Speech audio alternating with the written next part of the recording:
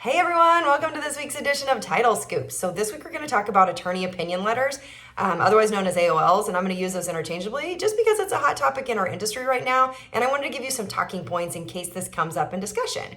So you maybe heard recently Fannie Mae announced that they would be joining Freddie Mac in allowing attorney opinion letters in some circumstances.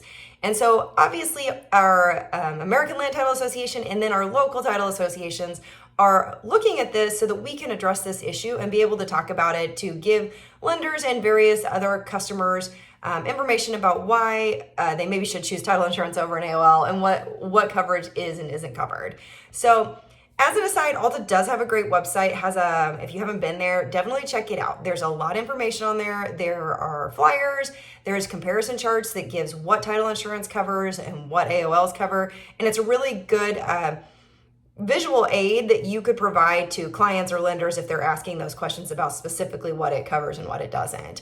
So a little background, AOLs do have some specific requirements. We're not going to go in detail on those, but it's usually things like the attorney has to be licensed in the state where the property is. They usually have some type of malpractice insurance requirement. And then as to form, it's just going to be various lender requirements as to what content and form are on there. There are specifics, but again, we're not going to go into all what you'll see on an AOL because I don't know that it's going to matter to us. But let's now go into some of the risks that lenders could face. So there's more risk with an AOL. It doesn't mean that the risk is eliminated. It's just that the risk gets shifted. So if an AOL is covering a certain amount of risk, then the rest of the risk is shifted to the lender. And what I mean by that is things like undisclosed matters or misindexed items that are public records are covered by title insurance, but AOLs don't cover that. So if you have a federal tax lien that was misindexed, or maybe you have an HOA lien and you have to find that in a different area, maybe it's not public record, then the AOL is not going to cover that, but title insurance would. So that risk the lender is taking on. The same as if there is fraud or forgery. So say the seller forged the deed, that would be covered by title insurance, but it's not covered by an AOL. So those are just a couple of things that the lender would be taking on if they don't have title insurance. Another thing is if a lien priority dispute comes up or another claim that would usually fall under title insurance, when we have that happen, the defense is included and we cover attorney's fees and costs. But if that comes up under an AOL, then those fees and costs and the defense is usually up to the lender. So there are obviously some circumstances that are not, but primarily that is going to be shifted to the lender. The other thing to note is when we provide title insurance, we're providing underwriting services, right? We're making sure that we give marketable title, we're clearing up issues.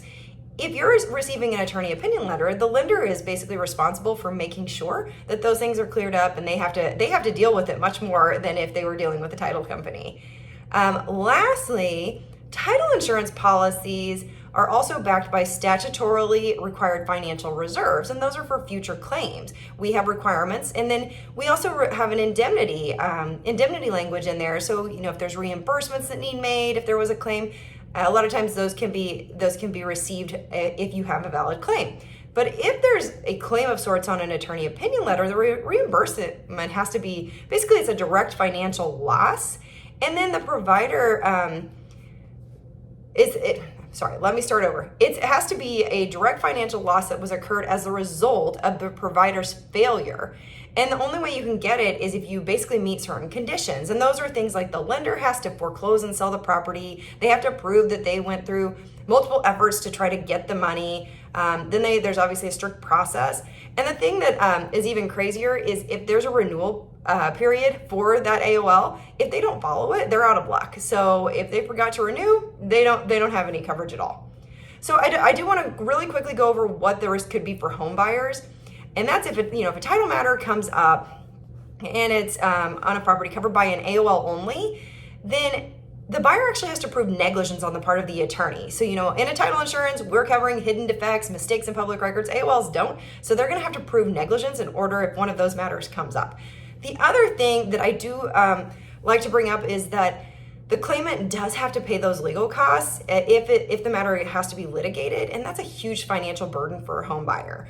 So this could get trickier even more so in states where malpractice insurance, if there's a statute of limitations saying malpractice insurance is only for a year from the date of that AOL, the person could be out of luck if a claim came up 5 years, 6 years later because the AOL is no longer valid. That's the same if the attorney goes out of business or if the attorney retires. So it's just something to consider when you're talking to people about this, why title insurance has better coverage and why they would want to do that versus an AOL. So, what can you do? Just talk about it. Make sure your lenders are educated on why they should do title insurance, why it's a better product for their money, what it covers versus an AOL, so that they can really make an educated opinion and decision when they're making the decision on title insurance versus attorney opinion letters. So with that, we're going to call it a week. Let me know if you guys have questions. Otherwise, we'll see you next week.